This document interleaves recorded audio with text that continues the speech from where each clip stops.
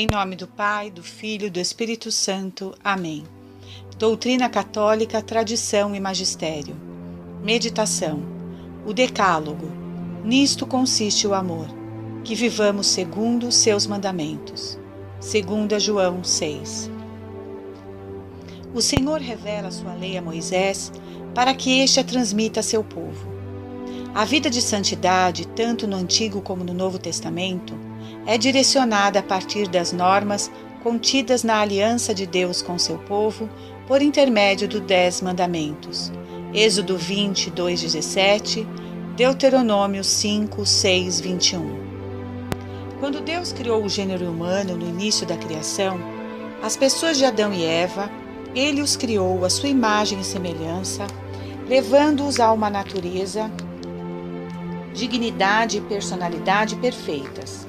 Soprou sobre eles o seu espírito, tornando-os puros e inocentes diante de seus olhos, e viu que tudo era bom na sua criação. Mas o antigo inimigo de Deus, Satanás, por inveja da sua obra, tão bela e perfeita, entrou em ação para deformá-la pelo pecado, induzindo os primeiros primogênitos da criação a romperem com o seu Deus e Criador, perdendo assim a graça santificante e o estado de paraíso e felicidade. Adão e Eva esconderam-se da face do Senhor Deus entre as árvores do jardim do Éden, quando foram feridos em sua natureza pela culpa original. Mas Deus continuou amando sua obra e vem ao encontro do homem, procura-o e chama, dizendo: Onde estás? Gênesis 3, 9. Os 10 mandamentos implicam para o fiel guardar e praticar as 3 virtudes teologais: fé, esperança e caridade, e evitar os pecados que se lhes opõem. A fé crê em Deus e rejeita o que lhe é contrário, como, por exemplo, a dúvida voluntária, a incredulidade, a heresia, a apostasia e o cisma. A esperança é a expectativa confiante da visão bem-aventurada de Deus Pai e da sua ajuda, evitando o desespero e a presunção. A caridade ama a Deus Pai sobre todas as coisas. São rejeitadas, portanto, a indiferença, a ingratidão, a tibieza, a preguiça espiritual e o ódio ao Senhor, que nasce do orgulho. Catecismo da Igreja Católica, número 445. O compêndio do Catecismo da Igreja Católica, CCIC, número 445, também afirma que os 10 mandamentos proíbem o politeísmo e a idolatria, pois esses divinizam a criatura, o poder, o dinheiro e até mesmo o demônio. Assim como proíbem a superstição, um desvio do culto devido ao verdadeiro Deus, expressa nas várias formas de adivinhação, magia, feitiçaria e espiritismo, bem como a irreligião, expressa no tentar a Deus com palavras ou atos, no sacrilégio que profana pessoas ou coisas sagradas, sobretudo a Eucaristia, e na simonia, que pretende comprar ou vender realidades espirituais. Proíbem também o ateísmo, que nega a existência de Deus, fundando-se muitas vezes numa falsa concepção de autonomia humana. Torna-se necessário e muito oportuno que todos os homens, o gênero humano, conheçam a vontade do Pai Celeste, a fim de que possam responder ao seu chamado, acolhendo sua lei de amor para amá-lo, através da observância dos 10 mandamentos da lei de Deus. Bendito seja o Deus e Pai de nosso Senhor Jesus Cristo, que do alto dos céus nos abençoou com toda espécie de bênçãos espirituais em Cristo. Foi assim que nele nos escolheu antes da constituição do mundo, para sermos santos e imaculados diante de seus olhos. Efésios 1, 3, 4. O Decálogo, nisto consiste o amor, que vivamos segundo seus mandamentos, 2 João 6, os quais são compreendidos por 10 preceitos distintos entre si. Esses preceitos são a síntese da vida moral do crente cristão, ou seja, também daqueles que creem em Deus, respeitando, obedecendo, acatando e cumprindo sua lei divina. Amar a Deus significa colocar em prática os seus 10 mandamentos, os preceitos divinos, através dos quais é construído o fundamento e o alicerce que sobre eles se formará e erguerá a estrutura equilibrada e firme da vida terrena do homem em relação a Deus, à família, à sociedade e aos indivíduos de um modo geral. Os 10 mandamentos foram prescritos nas tábuas da lei por Deus com manifestações sobrenaturais do poder divino no Monte Sinai à vista de Moisés, para que ele orientasse e guiasse o povo israelita no deserto após a libertação deles na escravidão do faraó no Egito. Jesus atestou a perenidade, particularidade do que é perene, qualidade do que é eterno, continuidade, do latim perenitas atis, perenitate, do Decálogo, que é o conjunto dos 10 mandamentos de Deus, praticando e pregando. Fiel às Escrituras e conforme o exemplo de Jesus, a Igreja reconheceu no Decálogo um significado e uma importância primordiais e fundamentais. O Decálogo forma uma unidade orgânica, onde cada mandamento remete a todo o conjunto. Transgredir um mandamento é infringir toda a lei. A lei é uma instrução paterna de Deus, onde apresenta os caminhos para a felicidade e proscreve os caminhos do mal, mas somente Cristo ensina e concede a justiça de Deus, ou seja, a salvação que vem de Deus. A nossa justificação foi merecida pela paixão de Cristo, sendo-nos concedida pelo batismo, através do qual é apagada a culpa original que herdamos dos primeiros pais, Adão e Eva, reconciliando-nos com Deus Criador. Os mandamentos de Deus são regras para que os seres humanos vivam dentro das leis de Deus, seguindo a sua divina e santa vontade. Todas elas estão ligadas à moral do homem, e segui-los é uma forma de não cometer erros perante a Deus e de não ofendê-lo. Veja cada um dos 10 mandamentos e o que cada um deles na prática ensina para o ser humano, o que cada pessoa deve seguir para viver dentro das regras de Deus. Após ter dado o Decálogo, 10 palavras, Deus diz ter falado do céu, talvez para enfatizar o caráter santo e eterno da lei, de acordo com Êxodo 20, 22. Lembrando que apenas a violação de um desses 10 mandamentos de Deus nos deixa em estado de pecado mortal, e morrendo sem o devido arrependimento e confissão, estaremos condenados, por nossa própria vontade, aos suplícios eternos do inferno. O bem-aventurado Francisco Palau escrevia o jornal El Ermitaño com o objetivo de lutar contra as hostes de Satanás e tudo o que implica a revolução e a impiedade que se unem para empreender uma ofensiva contra Deus. A revolução, ou o antro tenebroso, como ele a denominava, significa todos os poderes da terra coligados com os do inferno em guerra contra Deus. Esta atividade implica a romper a ordem e atacar os princípios da verdadeira legislação dada por Deus. El Ermitaño, 29 de julho de 1869, página 2. Disse Santo Afonso Maria de Ligório: o pecador não quer obedecer a Deus. O pecador fala a Deus do mesmo modo que o faraó, quando Moisés lhe levou, da parte de Deus, a ordem de restituir o seu povo à liberdade. Aquele temerário respondeu: quem é esse Senhor para que eu ouça sua voz? Não conheço o Senhor.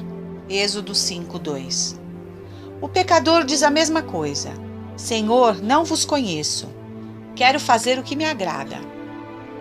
Abaixo, os 10 mandamentos da lei de Deus é uma explanação um tanto superficial para um primeiro entendimento, devendo, pois, os que estão acompanhando esta meditação depois se aprofundarem muito mais nessas leis e suas abrangências, para um perfeito exame de consciência, para uma perfeita confissão junto ao sacerdote. Primeiro mandamento: amarás o Senhor teu Deus de todo o coração, de toda a alma e de todo o entendimento. Não terás outro Deus além de mim. Este mandamento convida o homem a crer em Deus, a esperar nele e a amá-lo, acima de tudo e de todos. O homem tem o dever de cultuar e adorar a Deus, tanto individualmente quanto em sociedade. A superstição é um desvio do culto que rendemos ao verdadeiro Deus, demonstrado na idolatria, na adivinhação e na magia. Os que colocam sua confiança e razão de serem outros deuses são idólatras, pois, prostrando-se em adoração aos falsos ídolos, praticam a idolatria, que é abominada por Deus. Sendo hoje em dia muito praticada através do culto da televisão, do prazer e do dinheiro, da soberba e do orgulho, dos divertimentos e da impureza, do egoísmo e do ódio, a violência, e do culto que é dado a Satanás, maçonaria, feitiçaria, bruxaria, espiritismo e etc. Enfim, negar o culto devido só a Deus para dá-lo às criaturas, homem e ao próprio Satanás. São também pecados contra o primeiro mandamento, o ateísmo, o sacrilégio, a simonia e a ação de tentar a Deus, seja por palavras ou por atos. Este povo somente me honra com os lábios, seu coração, porém, está longe de mim. Vão é o culto que me prestam, porque ensinam preceitos que só vêm dos homens. Mateus 15, 8, 9. Segundo mandamento: não pronunciarás em vão o nome do Senhor teu Deus. O Senhor não terá por inocente o que tomar o seu nome em vão. Santificado seja o vosso nome. Não nominar o nome de Deus em vão, não jurar pelo nome de Deus, nem pelo céu, que é o seu trono, nem pela terra, que é o escabelo de seus pés. Este mandamento prescreve respeitar o nome do Senhor, que é santo. Proíbe assim o uso impróprio ou injurioso do nome de Deus. O juramento falso invoca a Deus como testemunha de uma mentira e por isso é falta grave. Eu sou aquele que sou, ou seja, não existe outro nome abaixo ou acima dos céus. Aqui cabe também em não blasfemar o nome de Deus e do seu Cristo de tantos modos enganosos e diabólicos, até reduzir o seu nome a uma marca comercial indecorosa e a fazer filmes sacrílegos sobre sua vida e sobre sua divina pessoa. Os privilégios, a imagem e a santidade da Virgem Maria, Mãe de Jesus Cristo, devem ser também respeitados e venerados, evitando assim as falsas interpretações humanas e adaptações racionalistas, bem como o nome e a vida dos santos de Deus. Que o nome de Deus não esteja sempre na tua boca e que não mistures nas tuas conversas o nome dos santos, porque nisso não estaria isento de culpa. Eclesiástico 23, 10. Terceiro mandamento: lembra-te do dia do sábado para santificá-lo. Guardar os domingos e dias santos e festas de preceito. O sábado, que representava o término da criação, descanso de Deus, foi substituído pelo domingo, dia da ressurreição de Cristo. No domingo e também nos dias de festa de preceito, os fiéis devem participar da Santa Missa, abstendo-se das atividades e negócios que impeçam o culto a Deus. A instituição do domingo contribui para que todos tenham tempo de repouso e lazer suficientes para lhes permitir cultivar sua vida familiar, cultural, social e religiosa. O dia do Senhor é um dia abençoado e deve ser santificado, ou seja, não transformar o domingo no dia do esporte, das corridas, dos divertimentos, do trabalho e dos negócios. Trabalharás durante 6 dias e farás toda a tua obra, mas o 7º dia, que é um repouso em honra do Senhor teu Deus, não farás trabalho algum. Êxodo 20, 9, 10. Quarto mandamento: honra teu pai e tua mãe. Este é o único mandamento que é acompanhado de uma promessa do Senhor. Honra teu pai e tua mãe, para que sejas feliz e tenhas longa vida sobre a terra. Deuteronômio 5:16. Ele prescreve o fundamento da instituição da família, na visão de Deus Pai, através do sacramento do matrimônio, ficando, portanto, excluídos novos modelos de família fundados sobre a convivência, a união livre, a poligamia e etc., clandestinamente, alheios ao sacramento. Deus deu autoridade aos pais sobre os filhos para o próprio bem deles. O casamento e a família estão ordenados para o bem dos cônjuges, a procriação e a educação dos filhos, no temor ao Senhor. Os pais são os primeiros responsáveis pela educação dos filhos, provendo-os de suas necessidades físicas e espirituais, inclusive a transmissão da fé, da oração e das virtudes, e também devem favorecer a vocação de seus filhos no seguimento a Cristo. São deveres dos filhos quanto a seus pais: respeito, gratidão, ajuda e justa obediência aos seus princípios, conselhos e orientações, quando orientados para Cristo e sua Igreja, evitando quanto possível as más companhias, que desvirtuam a boa educação e corrompem os bons costumes que recebemos, ou que deveríamos receber dos nossos pais. De forma quase semelhante, dá-se a relação entre a autoridade pública e seus cidadãos, em conformidade com a luz do Evangelho. Quinto mandamento: não matarás. Desde o momento da concepção até a morte, a vida humana sagrada, já que foi criada à imagem e semelhança de Deus vivo e santo. Por isso, assassinar um ser humano ou tirar a própria vida é gravemente contrário à dignidade da pessoa e à santidade do Criador, exceto quando em legítima defesa, quando se tira de um opressor injusto a sua possibilidade de prejudicar. Significa este mandamento observar e acatar o respeito devido ao valor da vida humana, desde sua origem, concepção, até o término do curso natural da vida terrena, seja por velhice, doença, acidente e etc., sem, contudo, legitimar e utilizar outros meios artificiais, clandestinos e perversos para tirar a vida natural dos seres humanos. Com efeito, quem quiser amar a vida e ver dias felizes, refreie sua língua do mal e seus lábios de palavras enganadoras. Aparta-te do mal e faça o bem. Busque a paz e siga. 1 Pedro 3, 8, 11. Sexto mandamento: não cometerás adultério. Não cometer atos impuros. O amor é a vocação fundamental e originária do ser humano. Conforme distribuído por Deus, cada um, varão e varoa, deve reconhecer e aceitar sua identidade original, conforme a lei natural da criação de Deus, que é sábia e imutável. A aliança que os esposos contraíram livremente implica o amor responsável e fiel, que obriga a um casamento indissolúvel. O adultério, o divórcio, a segunda união, a poligamia e a livre união são ofensas graves à dignidade do matrimônio. Este mandamento prescreve que cada pessoa, segundo o seu próprio estado de vida, leve uma vida de castidade, da qual Jesus é o modelo perfeito, ou seja, abstendo-se de práticas íntimas clandestinas, antes ou fora da união conjugal, que se realiza com o sacramento do matrimônio. Todo indivíduo batizado é chamado a levar uma vida casta, incluindo a aprendizagem do domínio pessoal.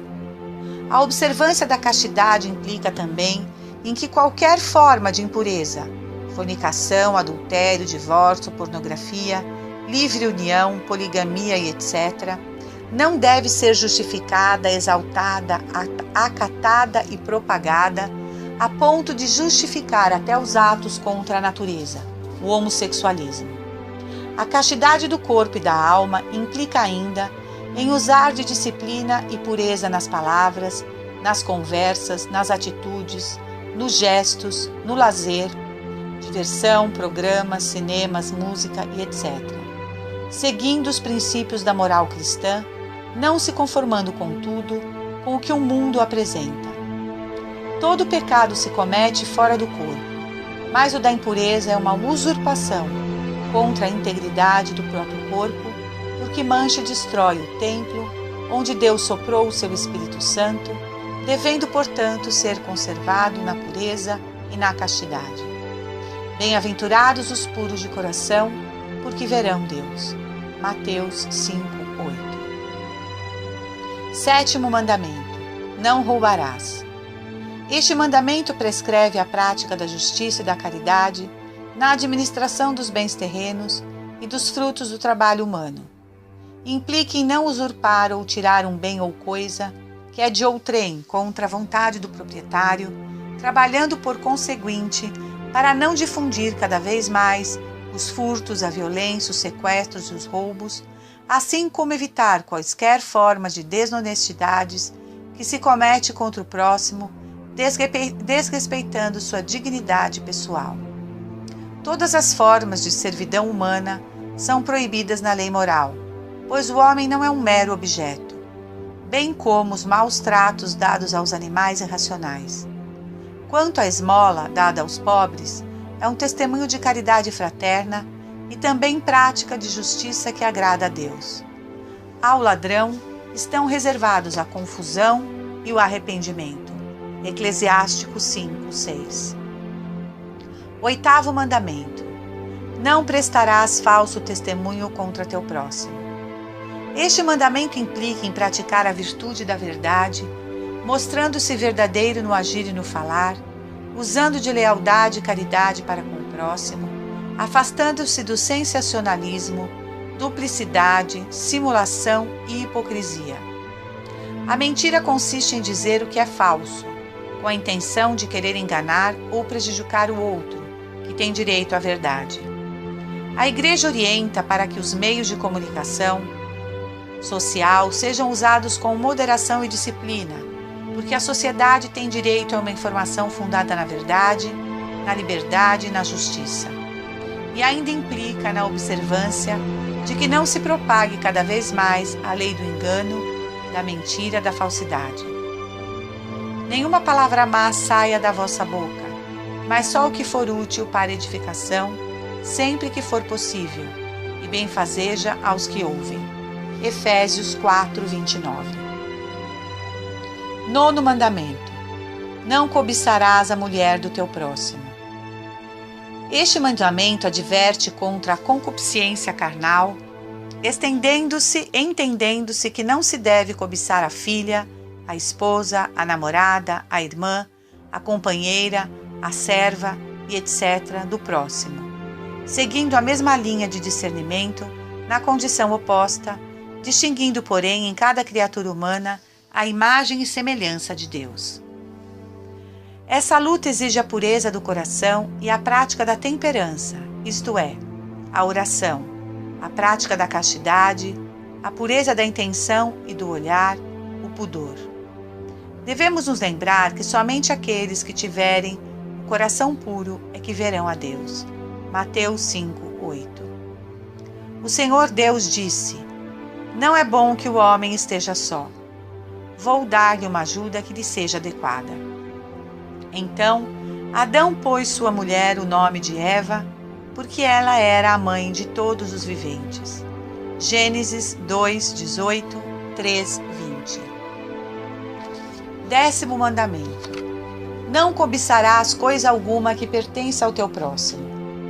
Aqui neste mandamento está prescrito que não é legítimo e oportuno cobiçar e querer os bens ou direitos que pertencem ao próximo, tais como a casa, o carro, o boi, o jumento, a propriedade, a mulher, o servo, a serva e etc., os quais foram conquistados por direito e com o suor do seu trabalho. Este mandamento proíbe a ambição desregrada, nascida da paixão imoderada das riquezas e do poder, que leva a um vício capital, a inveja, e pode ser combatida pela benevolência, humildade, confiança e abandono à providência divina. O desapego das riquezas é requisito essencial para entrar no reino dos céus. Lucas 6:20. Deus é um Pai exigente em relação à salvação das almas, mas é também muito zeloso no que se refere ao bem-estar material de seus filhos, providenciando os bens materiais que necessitam. Buscai em primeiro lugar o reino de Deus e sua justiça, e tudo mais vos será dado como acréscimo. Porque vosso Pai Celeste sabe do que necessitais. Mateus 6, 33 e 32. Salve Maria! Senhor, dai-nos a fortaleza dos mártires. Em nome do Pai, do Filho e do Espírito Santo. Amém.